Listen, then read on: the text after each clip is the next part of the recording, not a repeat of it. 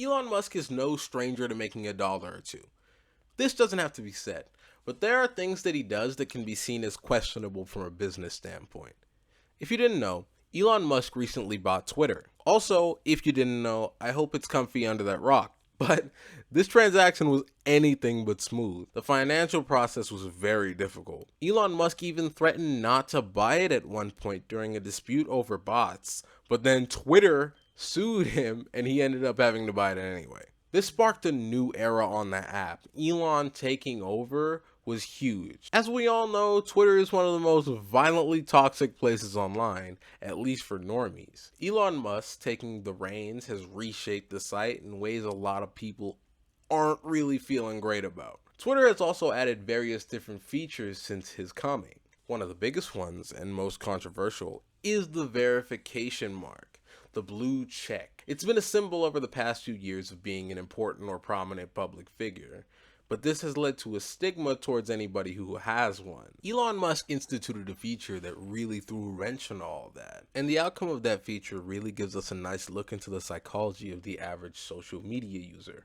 Now, if you're someone who doesn't really use Twitter or doesn't go on there a lot, first of all, bless your heart. Secondly, everybody with a blue check mark who speaks about anything, especially something dealing with society or a political issue, is instantly interpreted as condescending. It's the basic idea that some elitist living in their coastal mansion is telling you how they're right and you're wrong, and how your struggles are somehow comparable to theirs. Basically, that fucking Imagine video plays in everybody's head whenever they see a blue check mark talk. But Elon Musk decided to institute a feature where you could pay $8 for Twitter Blue. This would not only give you preferential treatment when people search your name, but it also gives you that dreaded blue check mark. No need to be influential or anybody important, just a sucker with $8 looking for verification. Now, honestly, it might be a little mean or just like even immoral to take advantage of like people's need for validation, but that's the nature of the business. Twitter itself is not the product. Well, at least not the main one. Your mind and your attention is. People want to be seen. That's why they use Twitter. So if they're seen and interacted with, they'll stay on the app, they will look at the ads, and they will pay the $8. Now, it's actually kind of laughable, the amount of people that are willing to pay $8 for a little check mark next to their name. But it's almost an ode to how far we've come as a society and where we are, to where something so intangible and basically insignificant is so desired. Plus, the appeal of the blue check mark was that it was prestigious and super exclusive. So now that everybody can get one, it's almost lost its value.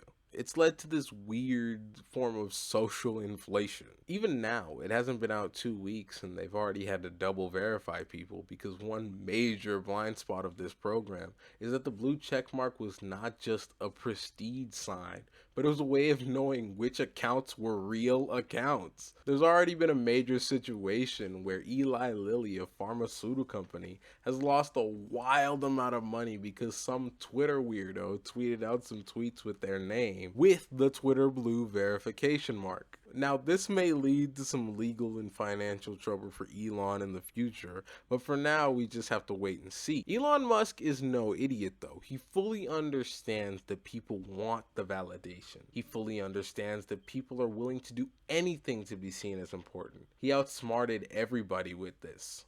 Honestly. While everybody's complaining and talking about Elon Musk and how he's dumb and crazy and kind of just a weirdo, Twitter use is actually still at an all-time high. And this whole Twitter project might just end in Elon losing billions of dollars, but don't be so sure it's a certainty at this point. Elon Musk knows how to use his influence, and he knows how to manipulate people into doing what he wants. That's why he'll always have his army of weird nerds defending him. He's really good at selling people a dream. That's why he made his billions how he did. People thinking he's Iron Man, or even on another side Lex Luthor, when he didn't even really invent Tesla, and a lot of his ideas go right down the crapshoot as soon as they're implemented. Now, the interesting thing is how many people are going to funnel themselves into his little cult of personality, and how many people are so desperate to be seen that they'll pay for it. Personally, I would argue it's a lot more than we think. It's also a problem that needs to be addressed a little bit more. Like, why are people spending $8 on a bird app? And what societal structures and government actions even led to people egging Elon on to buy Twitter in the first place? Now, that sounds like it might get messy, so I'm not going to talk about that. I'll leave that up to you guys because I'm apolitical.